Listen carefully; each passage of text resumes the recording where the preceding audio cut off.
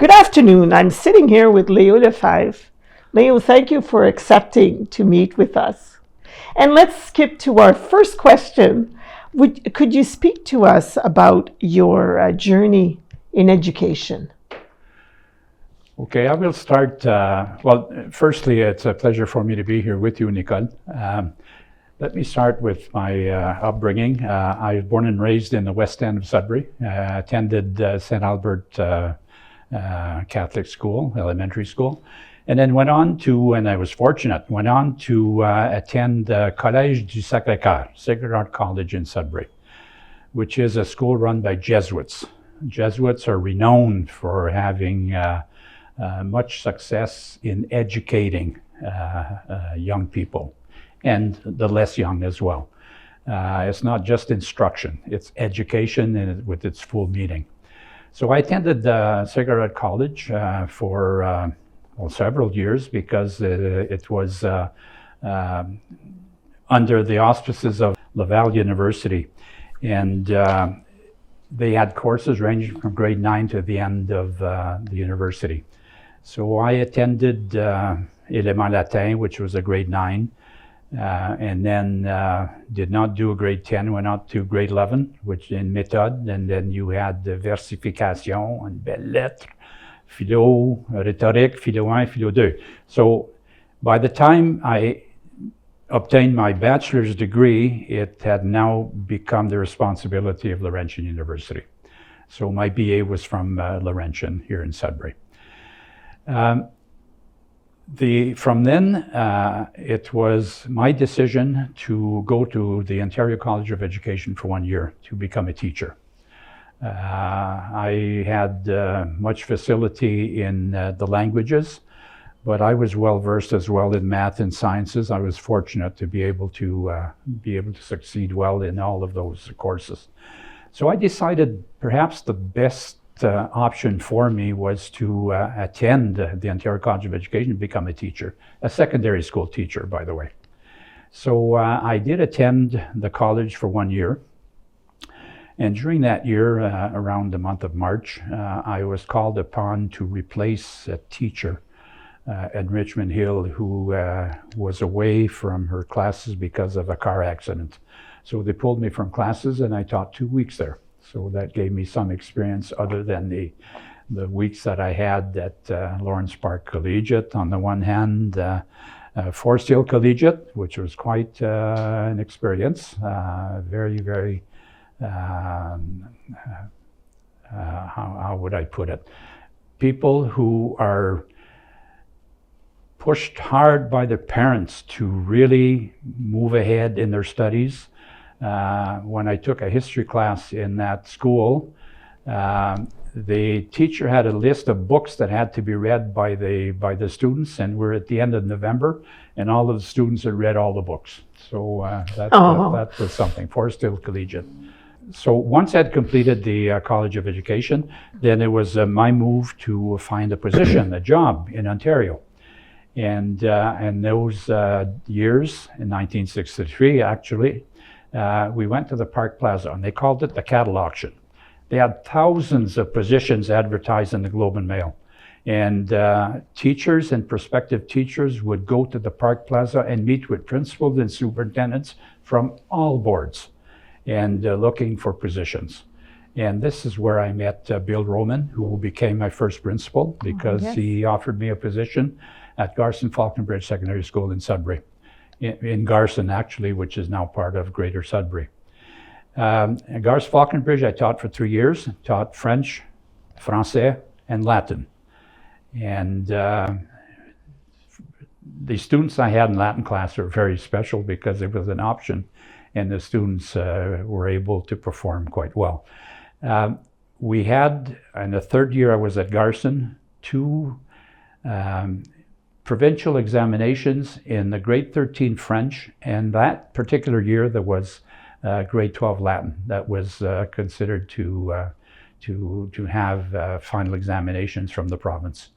And my classes of French, there were 35 students in each class, but everything went quite well. The marks that I had submitted to the ministry were exactly the marks that it ended up with. I did the tally of all the marks that I gave them, which counted for 60% of the year, and the marks that the Ministry of Education allocated after correcting and marking the exam, which was 40%. The variance was 0.0001, so I was right on with the marks. Yes, you were. And my little grade 12 class of 24 students, they ended up with an average of 84% on the final exam with the ministry. So that was, they were keen to learn, and I was there to feed them. And you were a good teacher, because that's great success. The students learn. There's always a good teacher. Yeah, I had good mentors. Let's say that helped quite a bit. Oh. Then after Garst Falconbridge, I moved on to Chelmsford Valley District Composite School for 3 years. I was major head of French and Français. And there as well, I taught Français particularly, and Latin up to grade 13. And in my grade 13 Latin class, I had 4 Ontario scholars. So we did the program for grade 13, and I think we did go beyond that as well. After Chelmsford, I went to North Bay as vice principal of École Secondaire Algonquin, which was a school of 1,200 students, and very actively involved in extracurricular activities. And that is important to me and to the school staff. That's where you get to know the teachers better, and teachers get to know the students better. And things worked out well. And in all the schools I've been involved with, the success rate for diplomas was very, very high.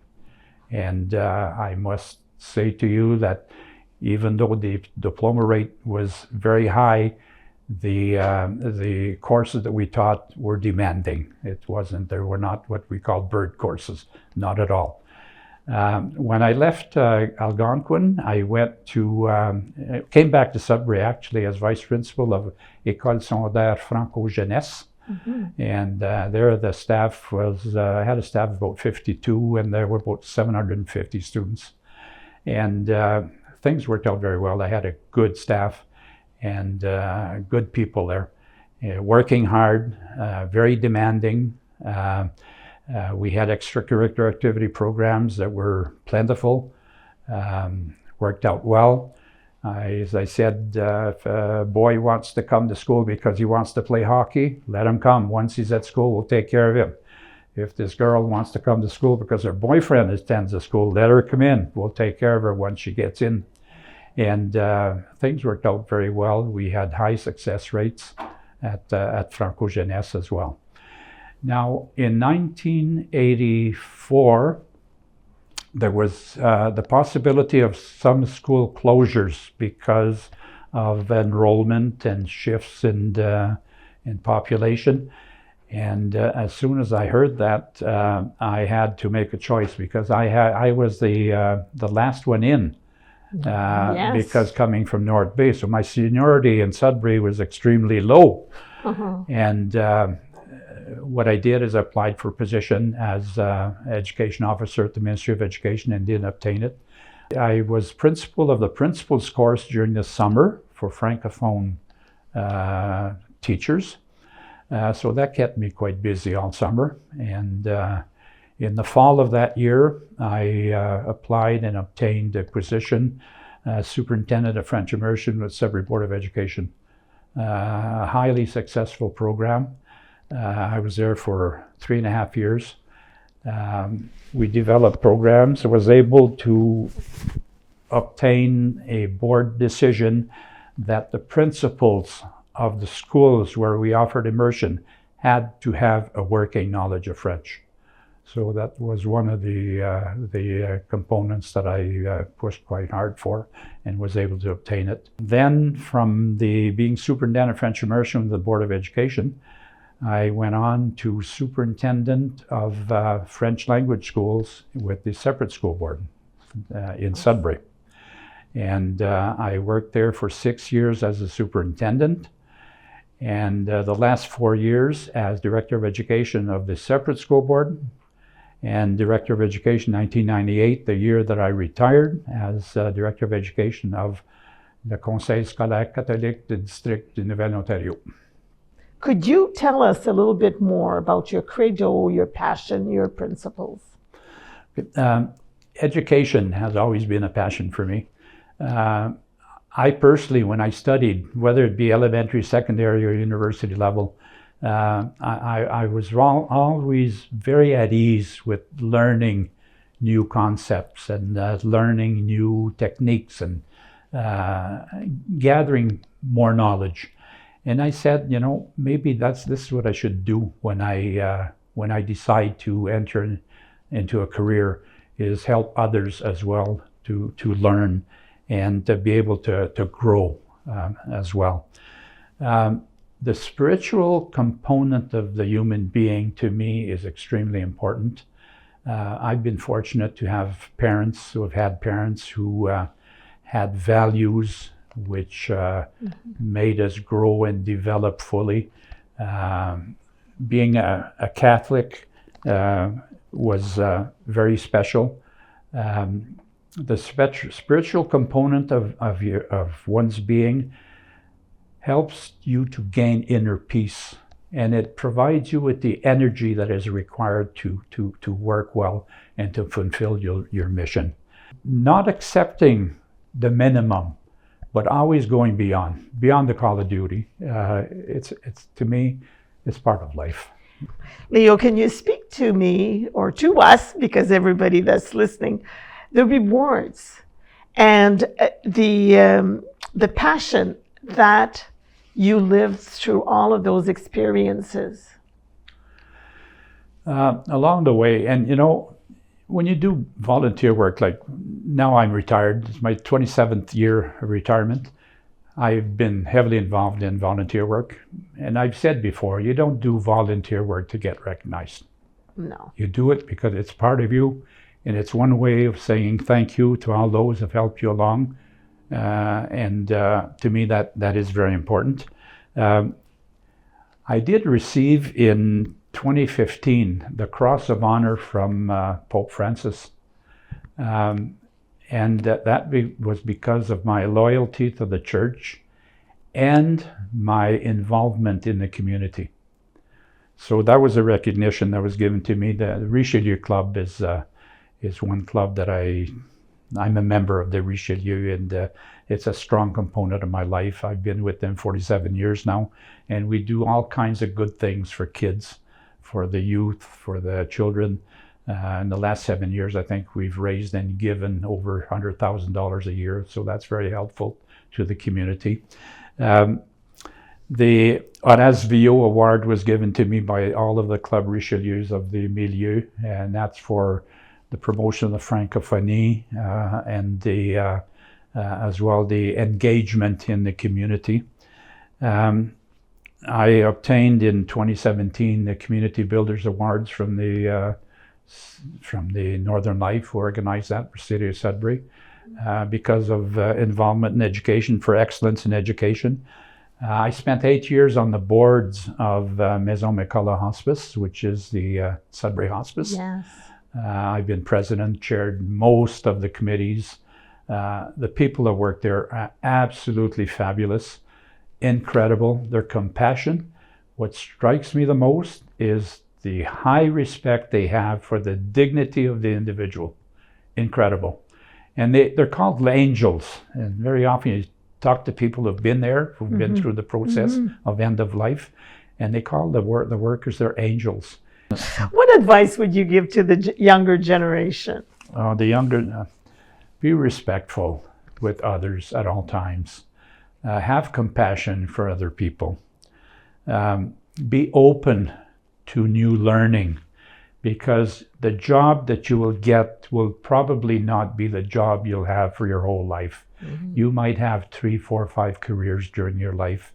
So be open to new concepts and new learning. Don't limit yourself to material things. Open your heart to the spiritual domain. It gives you inner peace. It gives you strength, energy. Make sure that you take care of your mental state, your physical state, health. Make friends with people that are strong. Make sure you choose the people you want to be with so that you can grow. Is there anything you'd like to add before we wrap this up? Well, there's one book that really impressed me when I was doing my master's degree at Ottawa University. It's called The Human Side of Enterprise by Douglas McGregor. It's a book which is directed really to industries, but it applies to schools and boards as well. How the human side of what we do, of enterprise, of everything we do is so important. Yes. We tend to forget that we deal with human beings. Some have strengths, some have weaknesses. If they have weakness, we try to improve, but they're human beings and take them where they are and make them grow.